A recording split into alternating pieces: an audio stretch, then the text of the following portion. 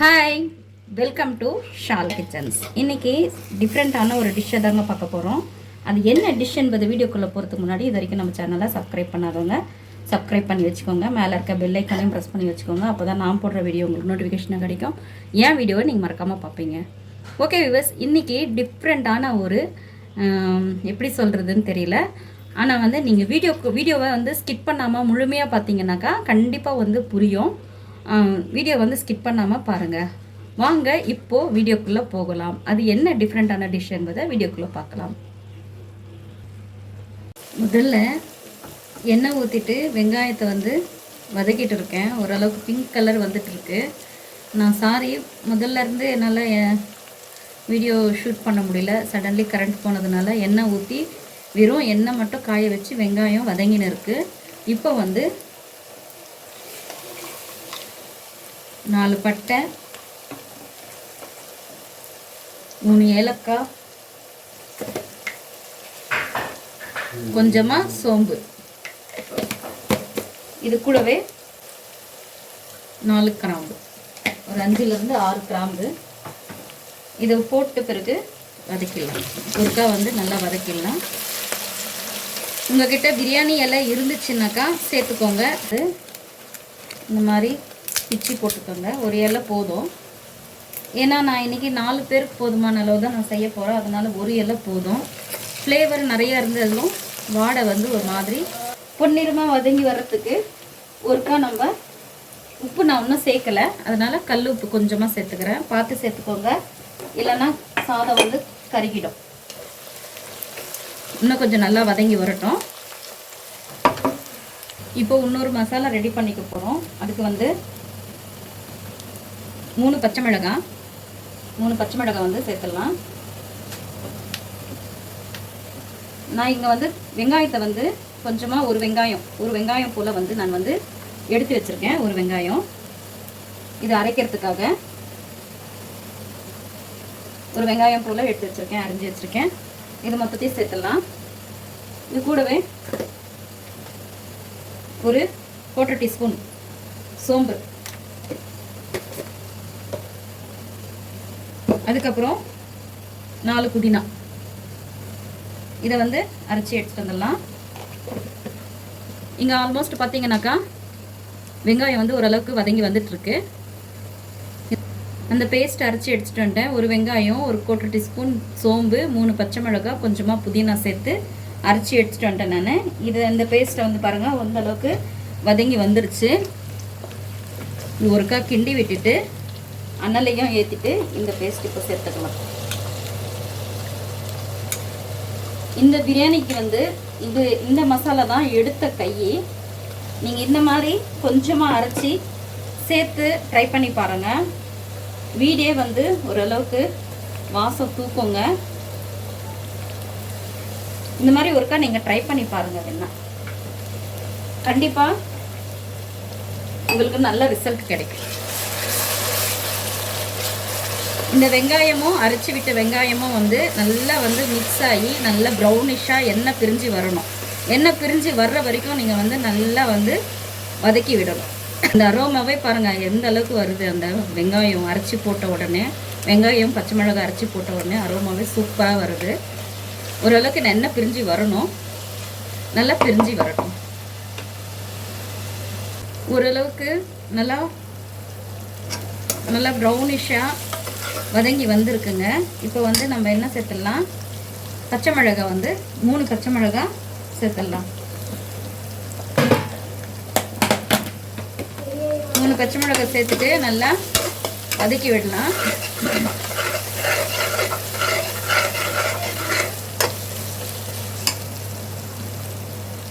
இப்போ கொஞ்சமாக கொத்தமல்லி வந்து கட் பண்ணி வச்சுருக்கேன். நான் கொஞ்சமாக கொத்தமல்லியை வந்து கட் பண்ணி போட்டுக்கலாம். நான் கழுவி சுத்தம் பண்ணி தான் வச்சுருக்கேன். அப்படியே அரைஞ்சி போட்டுக்கலாம். நம்ம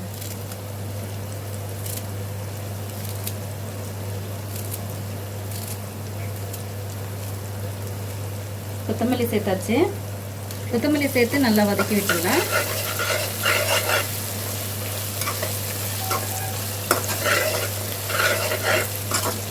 நல்லா வதக்கின பிறகு கொஞ்சமாக புதினா, புதினா சேர்த்து நல்லா வதக்கிடலாம்.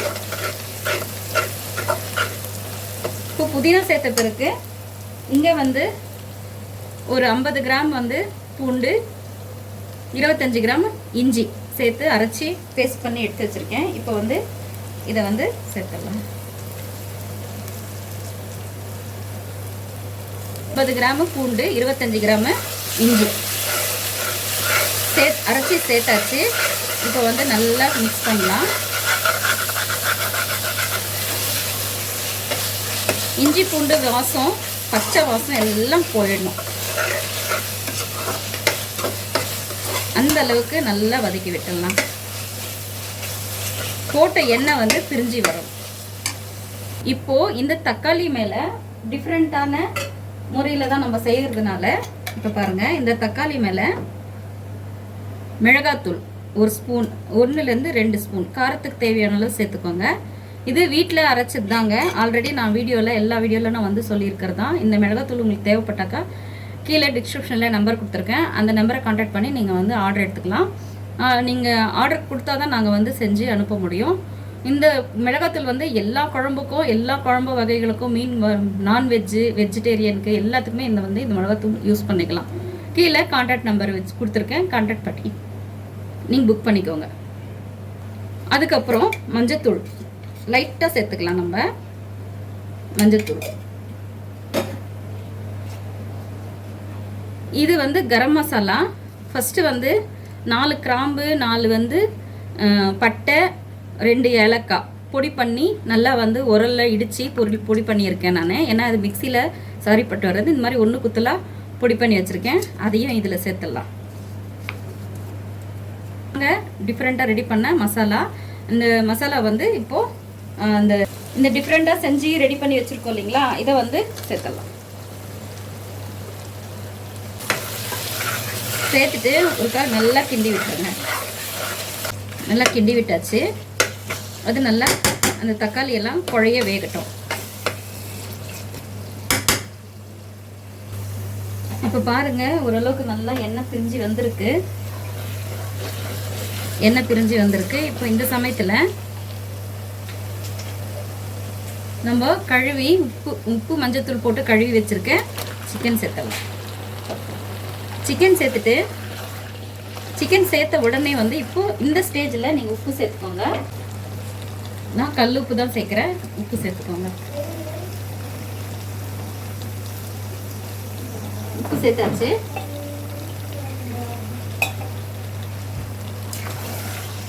உப்பு சேர்த்துட்டு ஒருக்கா கிண்டி விடுங்க. ரொம்ப வந்து கரண்டி போட்டு ரொம்ப கிண்டாதீங்க, ஏன்னா பீசஸ் வந்து உடஞ்சிரும். நிதானமாக வந்து கிண்டுங்க. இப்போ கிண்டி விட்டாச்சு. இப்போ கொஞ்சமாக இதுக்கு தேவையான அளவு 1 கப்பு தயிர், சின்ன கப்பு நிறையா 1 கப்பு தயிர்.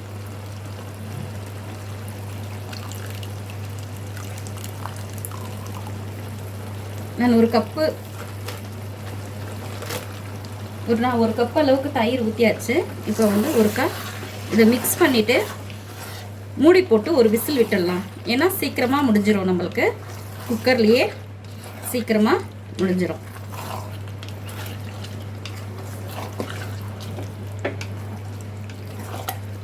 நம்ம தண்ணி எதுவும் சேர்க்க தேவையில்லை. தண்ணி இதுலேயே இருக்குது. அதனால ஒன்றும் சிக்கனில் வந்து தண்ணி விடும். அதுவும் வேறு தயிர் வேறு சேர்த்துருக்கோம். தயிர் சேர்த்துருக்கிறதுனால கண்டிப்பாக சிக்கனில் தண்ணி விடும். ஒரே ஒரு விசில் வர வரைக்கும் நம்ம மூடி போட்டு விசில் விட்டு எடுத்துடலாம். ஒரு விசில் விட்டு எடுத்துடலாம். நம்ம முடியாச்சு. அதுக்கப்புறம் நான் ஒரு பாத்திரத்தில் தண்ணி வச்சுருக்கேன். ஏன்னாக்கா அது வந்து நம்ம இந்த ஒலைக்கு தேவையான அளவு இப்போது 4 புதினா சேர்த்துடலாம். கொஞ்சமாக கொத்தமல்லி,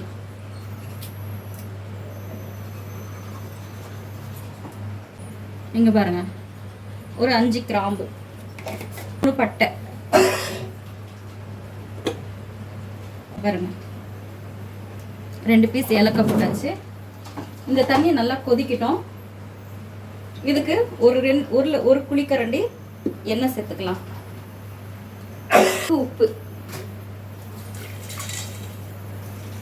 இந்த விசில் வரத்துக்குள்ளேயும் இந்த ஒலை வந்து கொதி வந்துடும். கொதி வந்த உடனே பார்த்துக்கலாம். அங்கே ஒலை கொதிக்கும் போதே நம்ம என்ன பண்ணணும்னாக்கா பாஸ்மதி ரைஸ் 1 2 3 டம்ளர் அரிசி. இதை வந்து கழுவி ஊற வச்சிடலாம். அந்த தண்ணி கொதிக்கிற வரைக்கும் ஊறட்டும். இங்கே பாருங்கள், நல்லா ஒலை எப்படி கொதி வந்துன்னு இருக்கு. இப்போ வந்து அரிசி சேர்த்துடலாம் நம்ம. இப்போ பாருங்கள், அரிசி சேர்த்துடலாம் நம்ம.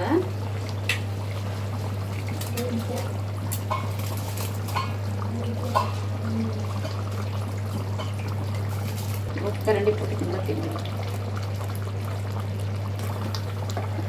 அரிசி வந்து 3/4 பதம் வெந்தா போதும்.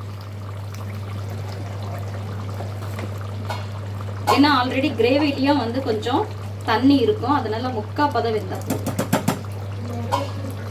3/4 பதம் வெந்து வரட்டும், பார்க்கலாம். இப்போ பாருங்க, கிரேவியில வந்து எந்த அளவுக்கு வந்து தண்ணி இருக்கு. அந்த தண்ணியை வந்து பாருங்க. இப்போ வந்து இந்த பக்குவத்துக்கு நம்ம வேற ஒரு பாத்திரத்துக்கு போட்டு நம்ம தம்மு போட்டுடலாம். வேற பாத்திரத்துக்கு எப்படி மாற்றி நம்ம தம்மு போடுறதெல்லாம் பார்த்துடலாம் நம்ம. இப்போ இதை வந்து எடுத்து வச்சிடலாம்.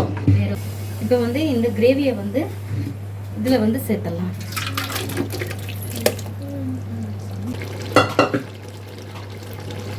நம்ம பெரிய பாத்திரத்தில் போட்டு கிரேவி வந்து எடுத்தால் தான் வந்து சேர்த்தா தான் வந்து தம்மு கரெக்டாக கிளறதுக்கு நல்லாயிருக்கும்.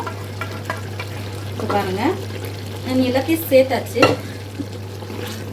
இது எல்லாத்தையும் ஒரு சம பக்கத்துலேயே வச்சிருக்கேன்.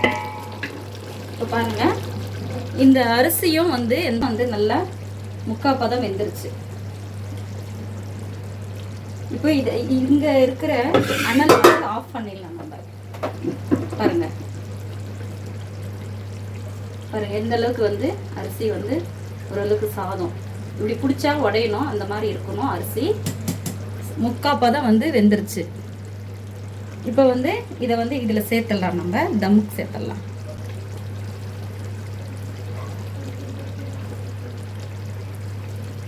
தண்ணி வந்து எல்லாத்தையும் வந்து வடிச்சிடணும். இந்த மாதிரி சேர்த்துருங்க.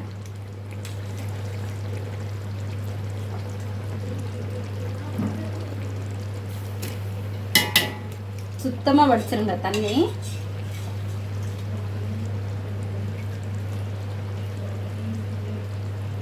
இப்போ பாருங்க, சாதத்தை வந்து நல்லா சமப்படுத்திடலாம். நம்ம இப்போ கிண்ட தேவையில்லை, இதுவே போதும். இது மேலே கொஞ்சமாக நம்ம என்ன செய்ய போகிறோம், கொத்தமல்லி கருவேப்பிலை புதினா, கொத்தமல்லி புதினா ரெண்டுத்தையும் சேர்த்துட்டு 1 ஸ்பூன் நெய் சேர்த்துருப்போம். இப்போ நீங்கள் எசன்ஸ் ஏதாவது பிரியாணி எசன்ஸ் ஏதாவது அந்த மாதிரி ஏதாவது சேர்த்துக்கிறது இருந்தாலும் சேர்த்துக்கோங்க. ஆனால் நான் எந்த வித எசன்ஸும் நம்ம சேர்க்க போகிறதில்ல. எனக்கு பிடிக்காது, அதனால நான் வந்து சேர்க்கலை. எந்த வித கலரும் எனக்கு பிடிக்காது, அதனால நான் எந்த கலரையும் வந்து நான் சேர்க்கலை. இந்த ஸ்டேஜில் நீங்கள் கலர் சேர்த்துக்கலாம். ஆல்ரெடி நிறைய பிரியாணி ரெசிபிஸ் போட்டிருக்கேன். அதில் பார்த்து நீங்கள் தெரிஞ்சுக்கோங்க. எப்பயும் போல தான் பிரியாணி தம் போடுறது. ஒரு காட்டன் துணியை வந்து இந்த மேலே போட்டுட்டு மூடி போட்டுடலாம். மூடி போட்டு இந்த காட்டன் துணியெல்லாம் வந்து இந்த மாதிரி ஆவி போகாத அளவுக்கு வச்சிடலாம். இப்போ இந்த கஞ்சி வடிச்ச தண்ணி இருக்கு இல்லைங்களா, இந்த தண்ணியை வந்து இது மேலே வச்சிடலாம். இப்போ 10லேருந்து 15 நிமிஷம் இருக்கட்டும், நம்ம பார்த்துடலாம். பாருங்க, எந்த அளவுக்கு ஒரு 10 நிமிஷம் தான் ஆச்சு. நான் வந்து மெதுவாக வந்து எடுத்து விட்டேன். மெதுவாக வந்து பாருங்க, ரைஸ் பாருங்க எந்த அளவுக்கு உதிரியாக வந்திருக்கு பாருங்க. ரைஸ் வந்து பாருங்க, இதுதாங்க. பிடிச்சிருந்தா லைக் பண்ணுங்க, ஷேர் பண்ணுங்க, மறக்காம சேனலை சப்ஸ்கிரைபர் பண்ணி பாருங்க. பாருங்கள் 10 நிமிஷம் நான் அப்படியே ரெஸ்ட்டில் விட்டுட்டேன். எந்த அளவுக்கு உதிரியாக வந்திருக்கு பாருங்கள். இந்த மாதிரி நீங்களும் உங்கள் வீட்டில் ட்ரை பண்ணி பார்த்துட்டு கீழே கமெண்ட் பாக்ஸில் கமெண்ட் பண்ணுங்கள். பாருங்கள் பீஸும் வந்து எந்த அளவுக்கு பாருங்கள், பீஸ் வந்து எந்த அளவுக்கு பாருங்கள் சாஃப்டாக வெந்திருக்கு பாருங்கள், சாஃப்டாக வந்திருக்கு.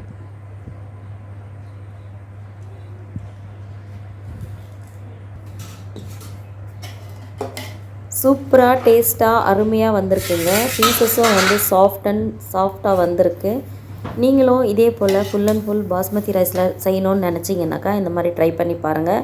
நான் சொல்கிற பக்குவத்தில் நீங்கள் ட்ரை பண்ணி பாருங்கள். நல்லபடியாக வந்து இதே மாதிரி உதிரியாக அந்த பீசஸும் சாஃப்டாக அருமையாக வரும். நீங்களும் ட்ரை பண்ணி பார்த்துட்டு கீழே கமெண்ட்டில் சொல்லுங்கள். பிடிச்சிருந்தால் லைக் பண்ணுங்கள், ஷேர் பண்ணுங்கள். மறக்காமல் சேனலை சப்போர்ட் பண்ணுங்கள், சப்ஸ்கிரைபர் பண்ணி பாருங்கள், லைக் பண்ணுங்கள். ஃபேஸ்புக்லேயும் இன்ஸ்டாலையும் ஃபாலோ பண்ணி வச்சுக்கோங்க. அதே போல் இன்ஸ்டாலேயே நிறையா ட்ரெஸ்ஸஸ் வந்து போஸ்ட் பண்ணிகிட்ருக்கேன். உங்களுக்கு பிடிச்சிருந்தா அந்த இன்ஸ்டாகிராம்லேயும் போய் இன்ஸ்டாகிராமோட லிங்க்கையும் நான் கீழே பேஸ் பண்ணுறேன். அந்த வாட்ஸ்அப் நம்பரும் அதில் கொடுத்துருக்கேன், இன்ஸ்டாகிராமில் கொடுத்துருக்கேன். நீங்கள் அதில் ஆர்டர் பேஸ் பண்ணி வாங்கிக்கலாம். மறக்காமல் வேறொரு இன்ட்ரெஸ்டிங்கான வீடியோவில் மீண்டும் சந்திக்கிறேன். இது வரைக்கும் வீடியோவை ஸ்கிப் பண்ணாமல் பார்த்ததுக்கு ரொம்ப தேங்க்ஸ் ஃப்ரெண்ட்ஸ். லைக் பண்ணுங்கள், ஷேர் பண்ணுங்கள். மறக்காமல் சேனலை சப்ஸ்கிரைபர் பண்ணி பாருங்கள். மற்றும் வேறோட வீடியோவில் சந்திக்கலாம். தேங்க்ஸ் ஃபார் வாட்சிங்.